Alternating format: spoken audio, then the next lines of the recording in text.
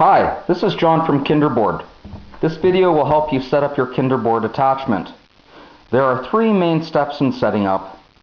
The first step is to attach the clamp to the jogging stroller. The second step is to attach the plank to the skateboard. And then the final step is to attach the clamp to the plank.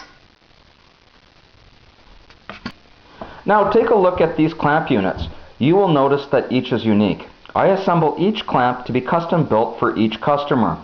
First, by matching the correct axle size of your stroller, and second, by making sure the clamp length is correct to fit the jogging stroller's wheel size and the truck's height of your skateboard. You'll notice here this clamp is larger than this one, and you'll notice that this stem is larger to accommodate a larger wheel.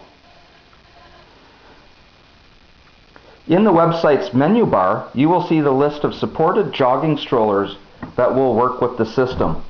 Not all jogging strollers are suitable for use. Lower end strollers where the back axles are too thin to safely use with the system won't fit the clamps available. Some jogging strollers do not have a straight back axle, such as the Greco stroller, and they have a bent back axle that has a U shape. This will not fit the system. You need to have a straight back axle that is thick and strong enough to withstand a bit of force. The majority of these strollers either have half-inch or 3/4 inch axles. This means you need to find a fairly high-end jogging stroller, and a regular or cheap banana stroller just won't work with the clamp. This unit was built for a jogging stroller with half-inch back axle and that has 15-inch diameter wheels, whereas this other unit was built for a jogging stroller with 3-inch back axle, so the clamp is larger than the other unit, and for a stroller with 16-inch wheels, so the unit length is a bit longer than the other unit. Please keep in mind that each unit is custom made at order. For this demonstration, I will be using this smaller clamp to be used on a half-inch axle, 15-inch wheel stroller, and a 4-inch truck height. Let's attach the clamp to the axle. You will notice I have wrapped the back axle of the stroller with hockey tape. The tape creates a surface that helps the clamp from sliding or moving around. It also ensures a nice snug fit for the clamp. I include a piece of rubber in your kit that accomplishes the same thing, but I find the hockey tape just as good and a little easier to work with. The correct position for the clamp is exactly halfway between the two wheels, or in the midpoint.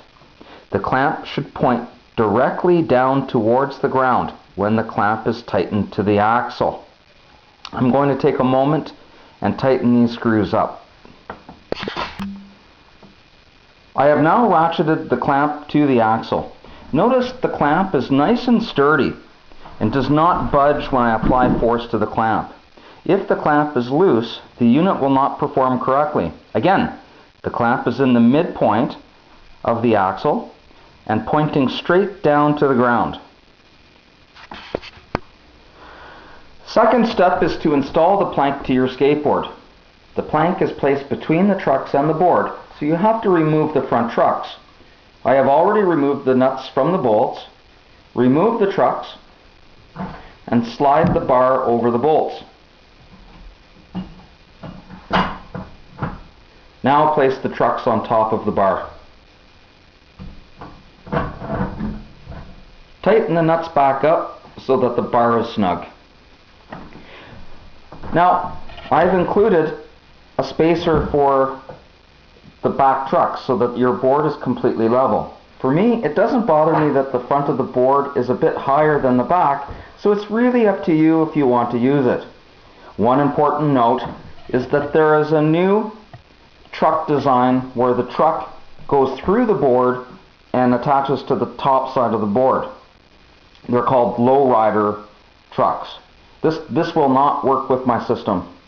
you need a more traditional skateboard and truck. Now for me, the best type of board to use with the system is a longboard. It gives me more stability and gives me more place to put my feet and a more comfortable ride. The final step is to attach the plank to the clamp. I've drilled several holes here so that you can get the best position. I like my board as far back as possible, so I will use the first hole. Place the locking washer and the nut on the post and tighten. You will need a 5/8 and 9/16 wrench for the bottom and top nut. You can always use an adjustable wrench, or in a pinch you can use a metric 15 and 17 wrench. Try your best to avoid stripping the nuts or damaging the threads. Now that everything is attached, you will see the stroller makes a perfect pivot point with the plank. The ball joint not only allows for the pivot, but also allows for movement from side to side in the trucks. One final safety note: this ball joint is designed to take force laterally and not go up and down. So avoid either stepping on the plank when it is installed or pulling the skateboard straight up to the point where the ball joint is stressed, or torquing the rear wheels off the stroller off the ground. This will put unnecessary force on the ball joint. We're now ready to go skate.